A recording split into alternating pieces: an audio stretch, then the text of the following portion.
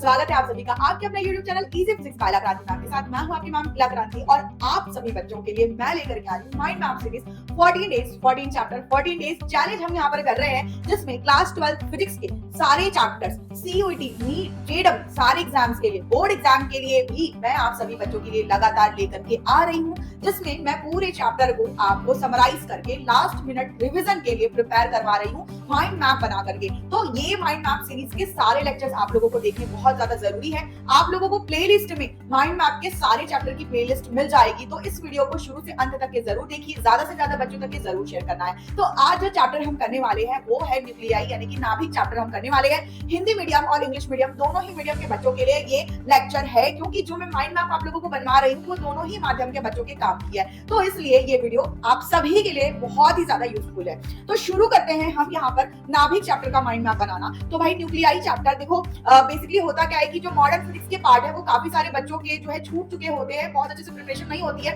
तो इसलिए आपको ये चैप्टर्स के लिए माइंड मैप बहुत ध्यान से बनाना है और इनको पूरा अच्छे से रिवाइज करना है, क्योंकि ये छोटे और स्कोरिंग चैप्टर्स होते हैं जो आपको बहुत अच्छे नंबर्स जो है एग्जाम में दिलाते हैं, तो इसलिए आपको बहुत ध्यान से समझना है। सबसे पहले जब हम यहाँ पे नाभिक यानी कि जब न्यूक्लियाई चैप्टर का माइंड मैप बना रहे हैं, न्यूक्लियाई ओके, न्यूक्लियर फिजिक्स भी हम बोलते हैं इसको, तो ये बना लिया हम लोगों ने।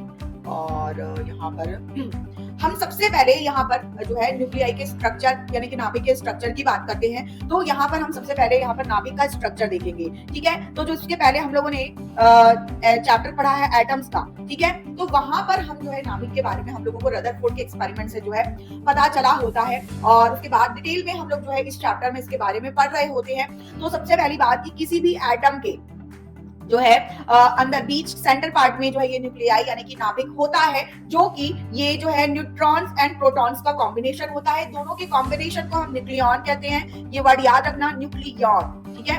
और यहाँ पर दोनों के कॉम्बिनेशन से जो न्यूक्लियॉन बनता है, तो बेसिकली पूरा जो न्यूक्लियाई यानी कि जो नाभिक है उसका पूरा का पूरा मास यानी कि जो द्रव्यमान है वो उसके सेंटर पर ही सेंट्रलाइज होता है, नाभिक पर केंद्रित होता है। तो यहाँ पर इसका जो द्रव्यमान यानी कि मास है, इसको जो है हम जो है ये जो है हम परमाणु क्रमांक और जो हमारे जो मतलब कि न्यूट्रॉन्स की जो संख्या है, राइट, इससे हम जो है क्या करते हैं, कैलकुलेट करते हैं, ठीक। तो यहाँ पर जो किसी भी मैटर यानी कि जो तत्व है उसको इस तरीके से रिप्रेजेंट किया जाता है कि इसका जो परमाणु क्रमांक जो है ना, मतलब कि जो इसके प्रोटॉन्स और इलेक्ट्रॉन्स का जो नंबर है वो इस तरीके से Z से हम रिप्रेजेंट करते हैं, और A जो है यहाँ पे मास नंबर यानी कि द्रव्यमान संख्या को जो है रिप्रेजेंट करता है। और न्यूक्लियॉन्स की न्यूट्रॉन्स का जो नंबर है वो हम किस तरीके से कैलकुलेट कर सकते हैं, तो यहाँ से जो है हम जो एटॉमिक मास का जो नंबर हम लोगों को आवर्त सारणी में मतलब कि जो पीरियोडिक टेबल है उसमें से जो हम लोगों को पता होता है, वहां से फिर हम इस फॉर्म में जो हम लोगों को पता होता है वहां से द्रव्यमान संख्या यानी कि मास नंबर से जो है हम माइनस कर सकते हैं क्या, जो हमारी परमाणु की जो संख्या है, मतलब कि जो हमारा एटम का एटॉमिक नंबर है, राइट, तो वहां से जो है माइनस करके इस तरीके से न्यूट्रॉन्स का नंबर हम क्या कर सकते हैं, कैलकुलेट कर सकते हैं। ये सारी चीजें हमें इस चैप्टर में आगे जो है काम आनी होती है, ठीक है। तो इतना हो गया। इसके बाद हम बात करते हैं कि जो हमारे मैटर्स होते हैं वो हमको इन पर मतलब कि A, Z और N के बारे में जो हम बात कर रहे हैं, इन पर बेस्ड जो है 3 तरीके के जो मैटर्स है वो हमारे को मिलते हैं यहाँ पर, जिसको हम बोलते हैं मतलब कि समस्थानिक, समभारिक और समन्यूट्रॉनिक, ठीक है। तो इसको जो है इंग्लिश में हमें यहाँ पर कहा जाता है कि आइसोटोप्स, ठीक है, और आइसोटोन्स और आइसोबार्स, ठीक है। तो जब हम यहाँ पर इसको लिख रहे हैं तो सबसे पहली बात जो है हम यहाँ पर बात करते हैं समस्थानिक, जिसको हम कहते हैं क्या, आइसोटोप्स, ठीक है। और उसके बाद जो है समभारिक मतलब कि आइसोबार्स, और तीसरा जो होता है वो होता है समन्यूट्रॉनिक, ठीक है। इसको जो है हम कहते हैं क्या, आइसोटोन्स। तो इनके नाम से ही सारा कुछ जो है यहाँ पर क्लियर है कि लाइक जैसे कि जब समस्थानिक की बात कर रहे हैं तो आइसोटोप्स मतलब कि समस्थानिक में जो है जो हमारा एटॉमिक नंबर यानी कि जो परमाणु संख्या होती है Z, ये इसकी वैल्यू जो है वो क्या होती है, सेम होती है, लेकिन अगर द्रव्यमान संख्या यानी कि मास नंबर की बात करें तो ये होती है डिफरेंट, ठीक है। तो इसके एग्जाम्पल से आप याद रख सकते हो कि जो हाइड्रोजन का एग्जाम्पल है वो बहुत ही ज्यादा पॉपुलर एग्जाम्पल है। लाइक ये आपका जो है हाइड्रोजन का जो है आपका ये 1,1 और ये 1,2 और 1,3, ठीक है। तो ये न्यूट्रॉन्स मतलब कि और इस तरीके से अलग अलग पाए जाते हैं। कार्बन के लिए भी अगर हम बोले तो ये जो है कार्बन C12 होता है, और ये एक C14, तो मतलब आप देख सकते हो कि दोनों का जो एटॉमिक नंबर है ना, वो आप लोगों का सेम है, और जो आपका मतलब जो मास नंबर है वो आपका डिफरेंट है। ये आपका आइसोटोप्स यानी कि समस्थानिक कहलाता है, और इसके एग्जांपल्स से रिलेटेड क्वेश्चंस बोर्ड एग्जाम में और नीट एग्जाम में और कंपटीशन एग्जाम में भी पूछे जाते हैं। ठीक है, समभारिक की बात करें तो मतलब भार यानी कि बार और भार लगभग सिमिलर साउंड कर रहा है। भार मतलब कि वजन की हम बात करते हैं, मतलब कि इस केस में जो है आप लोगों का मास यानी कि द्रव्यमान जो है वो क्या होता है, सेम होता है, और जो आपका एटॉमिक नंबर है Z, ये आपका डिफरेंट होता है। ठीक है, तो इसको बहुत याद रखना क्योंकि बहुत इंपॉर्टेंट है ये तीनों ही, और बहुत ही ज्यादा थोड़ा सा कंफ्यूज करने वाले हैं, लेकिन आपको इजीली मैं आप लोगों को बता रही हूँ। बार मतलब कि ये जो वर्ड है सिमिलर साउंड कर रहे हैं। भार यानी कि वजन यानी कि द्रव्यमान, मास की बात हो रही होती है, और इसके जो एग्जांपल है ये है आपका जैसे कार्बन C14 614 भी होता है, जबकि जो नाइट्रोजन है इसके लिए 7 और ये 14। तो आप देख सकते हैं कि ये जो तत्व है, ये जो मैटर्स है, यहाँ पर क्या है कि आपका मतलब कि दोनों का जो मास जो है वो आपका सेम है, जबकि एटॉमिक नंबर जो है वो क्या है, डिफरेंट है। इसके बाद सम न्यूट्रॉनिक की बात करते हैं, तो सम न्यूट्रॉनिक न्यूट्रॉन्स, ठीक है, आइसोटोन्स, एन यहाँ पर आ रहा है, साउंड आप देख पा रहे हो यहाँ पर न्यूट्रॉन्स, तो यहाँ पर न्यूट्रॉन्स का नंबर सेम होता है, तो लाइक ये हम लिख लेते हैं न्यूट्रॉन्स का नंबर सेम होता है, और बाकी जो एटॉमिक नंबर और मास नंबर है वो हमारा डिफरेंट होता है। तो ये कैसे मिलता है, तो डेफिनेटली हम लोगों ने यहाँ पर देखा है ऑलरेडी कि न्यूट्रॉन्स को हम मास नंबर से जो एटॉमिक नंबर को अगर माइनस करते हैं तो हमें मिलता है। तो यहाँ पर हम क्या लिखेंगे, इसका एग्जांपल लिख लेंगे, एक है सोडियम, ये आपका 1 1 2 3, और एक एग्जांपल है मैग्नीशियम और 2 4, और ये हो गया आपका क्या 12। आप यहाँ पर देखो 23 - 11 करोगे और 24 - 12 करोगे तो सेम नंबर आप लोगों को मिलेगा, राइट। तो ये हम लोगों ने जो है मतलब इनका जो है यहाँ पर टाइप्स देखा है, 3 टाइप्स जो है हम लोगों ने देखा है। इसके बाद हम बात करेंगे जो है रेडियो एक्टिविटी, जिसको हम रेडियो सक्रियता बोलते हैं हिंदी में। तो एक बार जो है इसको हम क्यों इस तरीके से एडजस्ट कर लेते हैं, ओके। चाहो तो आप इस तरीके से इसको बॉक्स बना करके लिख सकते हो, अगर आप लोगों के पास बिल्कुल अगर आप स्केल यूज कर रहे हो तो। मेरे लिए ये डेफिनेटली काफी डिफिकल्ट हो रहा है कि मैं इसको स्क्रीन में जो है इस तरीके से मैनेज करूं, और इसीलिए थोड़ा एडजस्ट करना ही पड़ता है डेफिनेटली, क्योंकि पूरा चैप्टर जो है हमें एक पेज में यहाँ पर जो है समराइज करना होगा, राइट। तो इसलिए तो अब थोड़ा सा कलर भी चेंज कर लेते हैं, और अब हम देखेंगे क्या रेडियो एक्टिविटी यानी कि रेडियो सक्रियता के बारे में। तो बहुत इंपॉर्टेंट पार्ट है आपका रेडियो एक्टिविटी यानी कि रेडियो सक्रियता की जो बात कर रहे हैं हम। तो यहाँ पर थोड़ा सा कलर को चेंज करना था ना, हाँ ये तो हो गया, रेडियो सक्रियता जिसको हम कह रहे हैं रेडियो एक्टिविटी। अब इसमें का काफी सारा जो पार्ट है वो आप लोगों का डिलीट हो चुका है सिलेबस से, जेडब्ल्यू और नीट के सिलेबस में डिलीट हो चुका है। तो जितनी चीजें इंपॉर्टेंट है वो सारी चीजें मैं आप लोगों को बता रही हूँ, थोड़ी बहुत रिलेटेबल चीजें भी मैं आपको बता देती हूँ, ताकि अगर मान लो कि हो सकता है कि हिडन सिलेबस में वो अगर क्वेश्चन आप लोगों को पूछ दिया जाए तो आप लोगों को डेफिनेटली पता होना चाहिए। रेडियो सक्रियता यानी कि रेडियो एक्टिविटी का मतलब ये होता है कि जो हमारी आवर्त सारणी यानी कि जो पीरियोडिक टेबल है उसमें कुछ मैटर्स, कुछ तत्व जो है इस तरीके के पाए जाते हैं, जो कि मतलब खुले में अगर रख दिया जाए तो कंटिन्यूअस जो है उनका मतलब विघटन होता है, मतलब कि वो रेडिएशंस जो है वो रिलीज करते हैं, जिनको हम रेडियो एक्टिव तत्व या फिर रेडियो एक्टिव मटेरियल्स जो है मैटर्स जो है हम कहते हैं। जैसे कि यूरेनियम है आप लोगों का U-235, ये जो है भारी नाभिक होते हैं, मतलब कि जिनका न्यूक्लियाई जो है वो उनका द्रव्यमान जिसका बहुत ज्यादा होता है, वो तत्व हमारे पीरियोडिक टेबल में जो पाए जाते हैं वो सारे रेडियो एक्टिव मटेरियल कहलाते हैं और मैटर्स कहलाते हैं। और ये जो तत्व है जो लगातार जो रेडिएशंस यानी कि विकिरण जो रिलीज करते हैं वो अल्फा बीटा गामा रेस जो है वो रिलीज करते हैं, जो कि डेफिनेटली हमारे लिए बहुत ज्यादा हार्मफुल होता है। और इसीलिए इससे रिलेटेड जितनी भी चीजें हैं वो डेफिनेटली मतलब दूर दराज के एरिया में एक्सपेरिमेंट्स वगैरह किए जाते हैं, और कुछ एक्सपेरिमेंट तो किए भी नहीं जा सकते हैं क्योंकि वो बहुत ज्यादा मतलब ये है आप लोगों का मतलब डिफिकल्ट पार्ट होता है। जो न्यूक्लियर फिजन और फ्यूजन की चीजें हम लोग पढ़ेंगे, नाभिक के संलयन और नाभिक के विघटन की जो हम बात करेंगे। लेकिन उससे पहले हम यहाँ पर लिख लेते हैं कि जो हमारी मतलब रेडियो सक्रियता वाले जो हमारे मैटर्स रहते हैं, रेडियो एक्टिव मटेरियल्स, वो क्या करते हैं, लिख लो यहाँ पर जो मैंने आप लोगों को बताया है कि अल्फा बीटा और गामा रेस का जो है कंटिन्यूस जो है उत्सर्जन यहाँ पर करते हैं और एमिट करते हैं। इसका मतलब एमिट करते हैं आप लोग तो उत्सर्जन द्वारा भारी तत्वों का हल्के नाभिकों में क्या होता है, विघटन होता है। तो इनका क्या होता है, विघटन होता है, मतलब कि मतलब ये जो है मतलब शहीद होते हैं, मतलब कि ये मतलब डिके होते जाते हैं, रेडियो एक्टिव डिके इनमें होता जाता है। तो आप लिख सकते हैं यहाँ पर इनका रेडियो एक्टिव डिके होता है ना, मतलब कि विघटन होता है।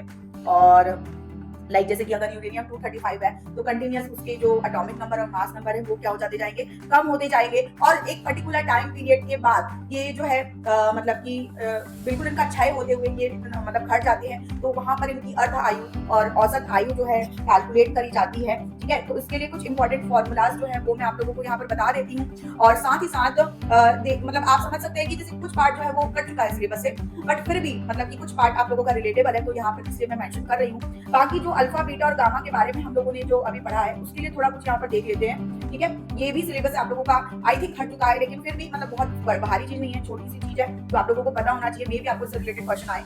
तो यहाँ पर जो है जो अल्फा है इसका जो है मतलब क्या कहना चाहिए, जो वेधन क्षमता है वो क्या होती है, बिल्कुल न्यूनतम होती है, बहुत कम होती है।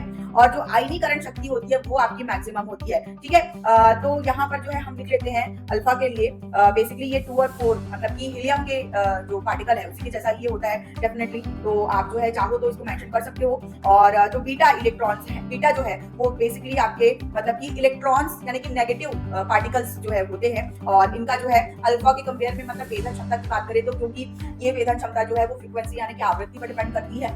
और एनर्जीज जो है जिसकी फ्रीक्वेंसी सबसे ज्यादा होती है उसकी जो है मतलब वेधन क्षमता, मतलब वेधन की क्षमता कहने का मतलब कि अगर वो रे जो है वो उसको क्रॉस करके पार करके जो जाने की जो कैपेसिटी है, जो क्षमता है, उसको हम लोग यहाँ पर वेधन क्षमता बोल रहे हैं। और गामा रे की सबसे ज्यादा होती है। डेफिनेटली आप लोगों ने जो इलेक्ट्रोमैग्नेटिक वेव्स का चैप्टर जो पढ़ा है विद्युत चुंबकीय तरंगे, वहां पर भी आप लोगों ने गामा रेस के बारे में देखा है कि उसका जो है मैक्सिमम क्या होती है कि उसकी वेधन क्षमता जो है वो काफी ज्यादा मैक्सिमम होती है, क्योंकि उसकी जो फ्रीक्वेंसी यानी कि जो आवृत्ति है वो सबसे ज्यादा होती है। और energy is equal to H nu, right, क्योंकि ये सारे के सारे जो है फोटोन कण रिलीज करते हैं और वो एनर्जी जो है एच न्यू से ही हम कैलकुलेट करते हैं। और जिसकी वेधन क्षमता ज्यादा है मतलब उसकी एनर्जी भी ज्यादा है। तो ये क्वेश्चन पूछा जाता है और खासकर गामा रे से रिलेटेड क्वेश्चन आते हैं। अल्फा बीटा से भी रिलेटेड क्वेश्चन आया करते थे, बट बिल्कुल इसी साल आपके सिलेबस से ये जो है हटे हैं, तो इसलिए हम कह नहीं सकते कि इस बार मतलब की क्वेश्चन से रिलेटेड आएगा या नहीं आएगा। बट फिर भी मैं छोटी सी पॉइंट्स जो है वो आपको पॉइंटर्स जो बता देती हूँ यहाँ पर। अच्छा, बीटा के लिए आप लिख लो कि ये एक नेगेटिव पार्टिकल होता है, इलेक्ट्रॉन होता है बेसिकली।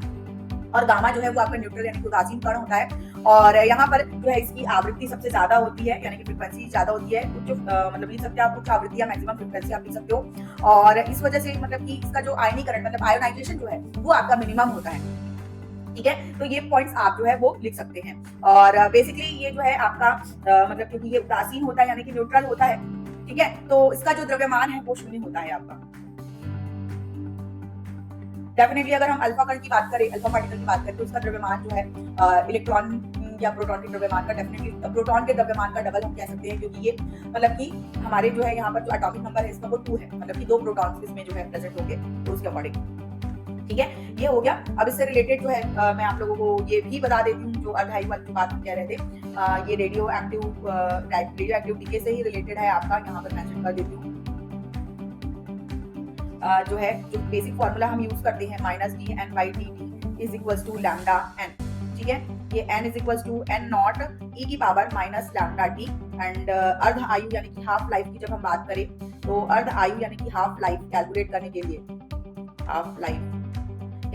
के लिए जो हमारा फॉर्मूला होता है basic t is equals to 0.693 upon ये लैम्डा होता है।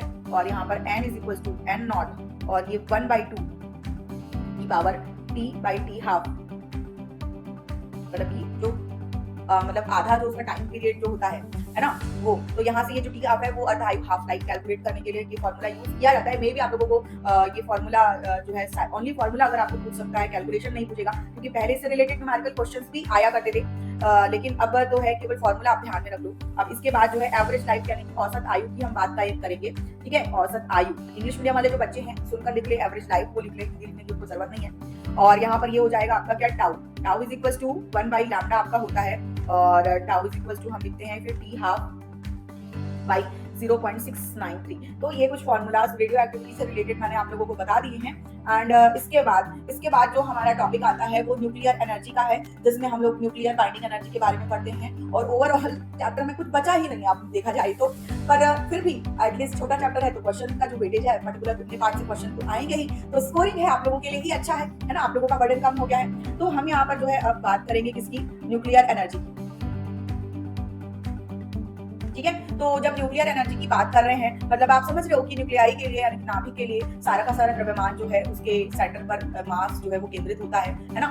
तो यहाँ पर जो एनर्जी की बात कर रहे हैं न्यूक्लियर नाभिक की एनर्जी की जो बात कर रहे हैं, बेसिकली होता क्या है कि आप लोग यहाँ पर समझो बात को कि अंदर में न्यूट्रॉन्स और प्रोटॉन्स यहाँ पर होते हैं, ठीक है। अब प्रोटॉन और प्रोटॉन तो पॉजिटिव चार्ज है डेफिनेटली, बट आप अगर चार्जेस हैं तो उसमें कूलम्स लॉ लगेगा ही लगेगा, राइट। पर दो सेम चार्जेस के बीच में, लाइक चार्जेस के बीच में क्या होना चाहिए, रिपल्शन होना चाहिए। तो यहाँ पर जो इलेक्ट्रोस्टैटिक चार्ज की जब अगर हम बात करें तो डेफिनेटली वो लग रहा होता है, जिसकी वजह से हर एक प्रोटॉन जो है वो एक दूसरे को रिपल करता है। और साथ ही साथ जो इलेक्ट्रॉन्स है इसके बाहर की कक्षा में यानी कि बाहर वाले ऑर्बिट में घूम रहे होते हैं, तो ऑब्वियस ही बात है कि अपोजिट चार्जेस एक दूसरे को अट्रैक्ट करते हैं, अनलाइक चार्जेस अट्रैक्ट्स, राइट। तो यहाँ पर प्रोटॉन और इलेक्ट्रॉन एक दूसरे को अट्रैक्ट कर रहे होंगे, राइट, लेकिन इलेक्ट्रॉन और इलेक्ट्रॉन भी एक दूसरे को यहाँ पर रिपल कर रहे होंगे, बट फिर भी इस तरीके से मतलब कि यहाँ पर इनका स्ट्रक्चर क्यों होता है, मतलब कि यहाँ पर रिपल्शन फोर्स लग रहा है उसके बावजूद, वो इसलिए होता है क्योंकि यहाँ पर जो है न्यूक्लियर फोर्स काम कर रहा होता है। और डेफिनेटली ये जो न्यूक्लियर फोर्स है ये दो प्रोटॉन और प्रोटॉन के बीच में लगने वाला जो कूलम फोर्स है, राइट, उसके कंपेयर में वो ज्यादा शक्तिशाली होता है, ज्यादा पावरफुल होता है, और इसीलिए वो क्या करता है, एक दूसरे को बांध कर रखता है। यही आपकी क्या कहलाता है, यही जो है वो आपका क्या कहलाता है, न्यूक्लियर फोर्स कहलाता है। और इनकी वजह से ही इनकी जो है मतलब इनके बीच में जो है एक एनर्जी वर्क करती है जिसको हम न्यूक्लियर बाइंडिंग एनर्जी कहते हैं। न्यूक्लियर बाइंडिंग एनर्जी सिंपल भाषा में अगर मैं बोलूं तो न्यूट्रॉन्स और प्रोटॉन्स को जो नाभिक यानी कि न्यूक्लियाई है उसमें बीच में जो बांध कर एक साथ रख रहा है ना, जिसको हम बाइंडिंग एनर्जी यानी कि बंधन ऊर्जा बोलते हैं, ठीक है। तो न्यूक्लियर एनर्जी में सबसे पहले हम लोगों ने बात करी न्यूक्लियर बाइंडिंग एनर्जी की, न्यूक्लियर बाइंडिंग एनर्जी जिसको बंधन ऊर्जा या फिर नाभिकीय बंधन ऊर्जा कहते हैं, ठीक है। और इसको रिप्रेजेंट करते हैं ईबी से।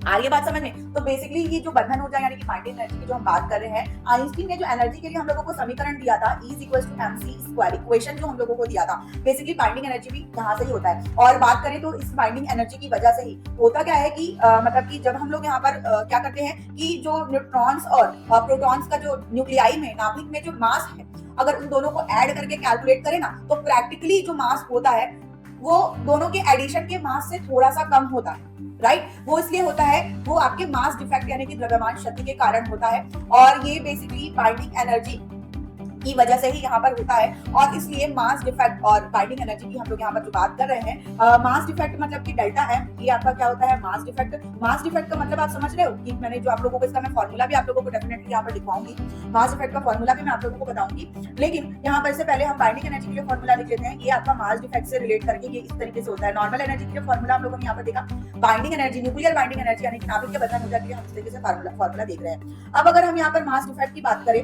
तो मास डिफेक्ट डेल्टा एम के लिए जो फॉर्मूला होता है वो बेसिकली जो हमारा एटॉमिक नंबर Z है, atomic number Z of course मतलब कि एटॉमिक नंबर जो है प्रोटॉन्स के नंबर के बराबर होता है। तो एक प्रोटॉन का जो मास है, अगर हम टोटल प्रोटॉन्स के मास की बात करें तो एटॉमिक नंबर से मल्टीप्लाई करके हम निकाल सकते हैं। तो इसलिए हम यहाँ पर ये ZFP सारे के सारे प्रोटॉन का टोटल प्रोटॉन का मास यहाँ पर हो गया। इसके बाद नाभिक यानी कि न्यूक्लियाई में प्रोटॉन्स का टोटल मास हम लोगों ने निकाला। तो ऑब्वियस बात है कि नाभिक में और क्या होता है, न्यूट्रॉन्स होते हैं। तो यहाँ पर हम लोगों को न्यूट्रॉन्स का मास भी चाहिए। तो न्यूट्रॉन्स का नंबर कैसे निकलता है, तो ये A - Z से निकलता है यहाँ से, राइट। तो ये हम लोगों ने A - Z टोटल मतलब एक न्यूट्रॉन का मास से अगर नंबर ऑफ न्यूट्रॉन्स को मल्टीप्लाई करेंगे तो सारे के सारे न्यूट्रॉन का मास निकल जाएगा। बहुत इजी फॉर्मूला है, दिखता कॉम्प्लिकेटेड है पर है ही क्या, मतलब कि न्यूट्रॉन्स का एक न्यूट्रॉन का मास जो है, तो मतलब नाभिक के अंदर जितने न्यूट्रॉन हैं उस सब का मास अगर निकालना है तो उनके जो नंबर्स होते हैं संख्या से मल्टीप्लाई करके निकलेगा ना। तो न्यूट्रॉन और प्रोटॉन दोनों के मास को मिला करके ही हमारा जो नाभिक का मास यानी कि द्रव्यमान होता है। तो वही तो हम लोग यहाँ पे निकाल रहे हैं और कुछ भी नहीं कर रहे हैं। ये क्या हो जाएगा, ये Mn, ठीक है, ये टोटल मास हो गया।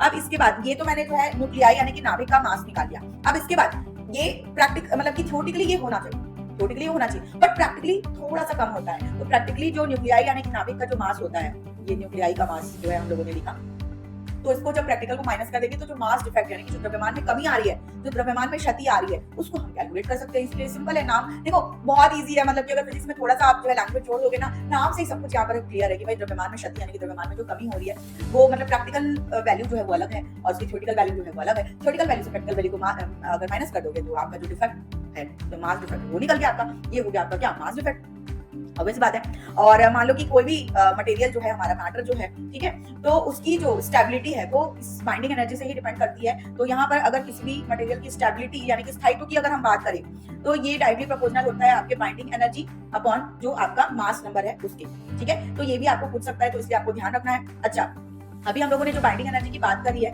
ये बाइंडिंग एनर्जी जो है मतलब आपको पूरे न्यूक्लियाई का बाइंडिंग एनर्जी है। इसके अलावा बाइंडिंग एनर्जी जो है हम प्रति न्यूक्लियन, मतलब कि प्रति न्यूक्लियन की जब हम बात करें तो ये आपका जो बाइंडिंग एनर्जी ये डायरेक्टली प्रोपोर्शनल जो है ये आपका यही है। प्रति न्यूक्लियन मतलब कि पर न्यूक्लियन मतलब कि हर एक न्यूक्लियन का जो है, मतलब कि एक नाभिक और एक प्रोटॉन के कॉम्बिनेशन का पर न्यूक्लियन, तो ये आप लोगों का कहलाता है प्रति न्यूक्लियन, यानी कि पर न्यूक्लियन। ठीक है, ये हो गया। तो बाइंडिंग एनर्जी हम लोगों ने देखी। अब बाइंडिंग एनर्जी के बाद न्यूक्लियर एनर्जी की बात करें तो हम जो है न्यूक्लियर एनर्जी के बारे में जब बात कर रहे होते हैं तो दो तरीकों से करते हैं।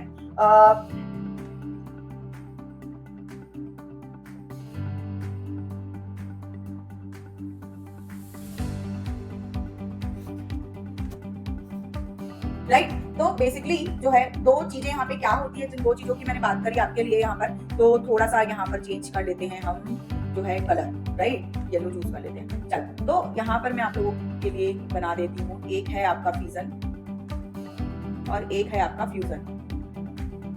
ठीक है, तो जो आपका फिजन है मतलब कि ये आपका नाभिकीय विखंडन है और ये आपका जो है नाभिकीय संलयन है। देखो, इंग्लिश का नाम हो या हिंदी का नाम हो, दोनों ही नेम से मतलब इनके नाम से ही मतलब है जो डिस्क्राइब हो रहा है। मतलब जब फिजन की बात कर रहे हैं, विखंडन मतलब कि यहाँ पर जो नाभिक है या तो टूटेंगे या तो जुड़ेंगे। तो जो न्यूक्लियर एनर्जी की हम बात कर रहे हैं वो दो तरीके से होगा। तो जब फिजन यानी कि विखंडन की बात कर रहे हैं मतलब कि वहां पर क्या हो रहा है, टूटेगा तो कौन टूटेगा? ऑब्वियस सी बात है कि जब बड़ा नाभिक होगा, भारी नाभिक होगा, वही तो टुकड़ों में टूटेगा। राइट, तो जैसे कि हमने बात करी है आवर्त सारणी पीरियोडिक टेबल में जो लास्ट के मैटर्स होते हैं वो उनकी जो द्रव्यमान संख्या मास नंबर है वो बहुत ज्यादा होती है। तो ऑब्वियस सी बात है भारी मतलब वजनी, जिसकी भार यानी कि द्रव्यमान संख्या जिसकी ज्यादा होगी, तो ऑब्वियस सी बात है कि जो भारी नाभिक है वो क्या होता है, दो हल्के नाभिकों में टूटता है। क्या होता है? दो हल्के नाभिकों में टूटता है। तो जैसे कि आपका ये दो पार्ट में डिवाइड होता है, राइट, बैरियम और क्रोमियम करके ये दो पार्ट में जो डिवाइड होगा, राइट। मतलब मैं अगर यूरेनियम 235 का एग्जांपल दे रही हूँ, मैं उसका इक्वेशन भी आप लोगों को करके बता दूंगी। तो यहाँ पे हो क्या रहा है, मतलब नाभिकों का टूटना यानी कि विखंडन, शुद्ध हिंदी की बात करें तो फिजन मतलब की होता है टूटना। ठीक है, तो ये नाभिकीय विखंडन, न्यूक्लियर फिजन और की हम बात कर रहे हैं। ठीक है, सिंपल से याद रखना। एंड इसका जो एग्जाम्पल है मैं आप लोगों को यहाँ पर एग्जाम्पल लिखकर बता देती हूँ। ये है आप लोगों का, इसको थोड़ा सा हम जूम आउट कर लेते हैं ताकि हम इजीली क्वेश्चन को लिख सके। तो ये हो गया यूरेनियम 235, ये हो गया आपका 92। अब बेसिकली यहाँ पर जो फिजन यानी कि जो विखंडन है, इसके लिए हमें न्यूट्रॉन्स की बम्बार्डिंग करनी पड़ती है, न्यूट्रॉन्स की जरूरत पड़ती है। जब ये न्यूट्रॉन्स जो है इस भारी नाभिक से क्या होते हैं, टकराते हैं, तब जाकर के यहाँ पर फिजन यानी कि विखंडन होता है। और ये जो है दो पार्ट में जब टूटते हैं तो ये बैरियम और ये क्रोमियम इस तरीके के तो हम लोगों को मिलते हैं, ये 56 और 141, और इसका होता है आपका 36 और ये होता है 92। ठीक है, और यहाँ पर हम लोगों को 3 न्यूट्रॉन्स मिलते हैं। ठीक है, हर एक विखंडन में, हर एक फिजन में हम लोगों को क्या मिलता है, 3 न्यूट्रॉन्स मिलते हैं। तो इस तरीके से आप लोगों का क्या होता है, नाभिकीय विखंडन यानी कि न्यूक्लियर फिजन होता है। और संलयन की बात करें तो ऑब्वियस सी बात है, संलयन मतलब कि जुड़ना है ना, फ्यूजन एक दूसरे के साथ फ्यूज हो जा रहे हैं, है ना। तो इस तरीके से जो फ्यूजन यहाँ पर हो रहा है तो ऑब्वियसली बात है जुड़ रहे हैं, मतलब कि दो हल्के नाभिक, मतलब दो हल्के न्यूक्लियाई अगर हम लेंगे, वही मतलब कि जोड़ेंगे तो दो हल्की चीजों को हम जोड़ेंगे तभी तो वो जुड़ेगा ना। तो बेसिकली होता क्या है कि जोड़ने के लिए जो है, जो आपकी आवर्त सारणी है उसके जो तत्व है ना, उसमें ये जो मतलब कि आपके जो तत्व जो बहुत ज्यादा मतलब कि कम भार वाले तत्व होते हैं, हाइड्रोजन और हीलियम के पार्टिकल्स जो है वही आपके नाभिकीय संलयन में पार्टिसिपेट करते हैं। और नाभिकीय संलयन यानी कि फ्यूजन की अगर बात करें तो इसके लिए बहुत ज्यादा मात्रा में जो है बहुत ज्यादा उच्च ताप यानी कि हाई टेम्परेचर और उच्च दाब यानी कि हाई प्रेशर की जो है नीड होती है। इतनी ज्यादा हाई टेम्परेचर और हाई प्रेशर की नीड होती है, उच्च ताप और दाब की नीड होती है कि वो प्रैक्टिकली संभव नहीं होता है। वो जनरली सूर्य में ही मतलब उतना उच्च ताप और दाब होता है। इसलिए ये जो आपका नाभिकीय संलयन यानी कि जो फ्यूजन है, न्यूक्लियर फ्यूजन, ये आपका सन में होता है, राइट। अच्छा, जैसे कि जो आप लोगों के एटम बम और हाइड्रोजन बम जो बनते हैं, तो बेसिकली आपका जो एटम बम है वो न्यूक्लियर फिजन यानी कि विखंडन पर बेस्ड होता है, और हाइड्रोजन बम जो है वो आपका फ्यूजन यानी कि संलयन पर बेस्ड होता है। तो बेसिकली हाइड्रोजन बम बनाने के लिए पहले एटम बम विस्फोट करना पड़ेगा, है ना, परमाणु बम पहले फोड़ना पड़ेगा, उसके बाद जाकर के उसकी क्रिया के कारण जो उच्च ताप जो क्रिएट होगा उसकी वजह से फिर हाइड्रोजन बम पॉसिबल है। तो इसीलिए मतलब कि वहां तक जो है बेहतर है कि टेक्नोलॉजी ना ही जाए, अगर मतलब सुरक्षा की दृष्टिकोण से देखा जाए तो, है ना, लोक कल्याण की दृष्टि से देखा जाए तो। और यहाँ पर जो विखंडन और संलयन की हम बात कर रहे हैं, इन दोनों ही केसेस में बहुत ज्यादा अमाउंट में जो है एनर्जी रिलीज होती है। तो बेसिकली जो फिजन यानी कि जो विखंडन पर एनर्जी रिलीज होती है उसका अमाउंट होता है 200 मेगा इलेक्ट्रॉन वोल्ट, जो कि बेसिकली जो न्यूक्लियर पावर प्लांट्स हैं, इस एनर्जी को ही जो है इलेक्ट्रिसिटी जो है मतलब कि जनरेट करने के लिए यूटिलाइज किया जाता है। और जब हम फ्यूजन की बात करें तो इसके लिए भी इक्वेशन हम लिख लेते हैं यहाँ पर, जो जैसे कि सन में जो होता है ये हाइड्रोजन के जो आइसोटोप्स यानी कि जो समस्थानिक है वो इस तरीके से होते हैं, और ये मिलकर के मतलब कि न्यूट्रॉन्स मतलब कि हाइड्रोजन का एक दूसरे समस्थानिक बनाते हैं, जहाँ पर जो है यहाँ पर इलेक्ट्रॉन्स रिलीज होते हैं, ठीक है, पॉजिट्रॉन जिसको हम कहते हैं, पॉजिट्रॉन रिलीज होता है। और इसके साथ साथ जो है काफी ज्यादा अमाउंट में एनर्जी रिलीज होती है, जो एनर्जी का अमाउंट है 0.42 मेगा इलेक्ट्रॉन वोल्ट, ठीक है। एक बार फिर से लिख देती हूँ, शायद आप लोगों को दिखाई ना दे रहा हो, 0.42 mega electron volt. I hope कि आप क्लियर दिखाई दे रहा है, ठीक है। कोई बात नहीं, एट द एंड में सारी चीजें आप लोगों को जूम आउट करके दिखा दूंगी। तो ये न्यूक्लियर एनर्जी से रिलेटेड सारी चीजें मैंने आप लोगों को बता दी है।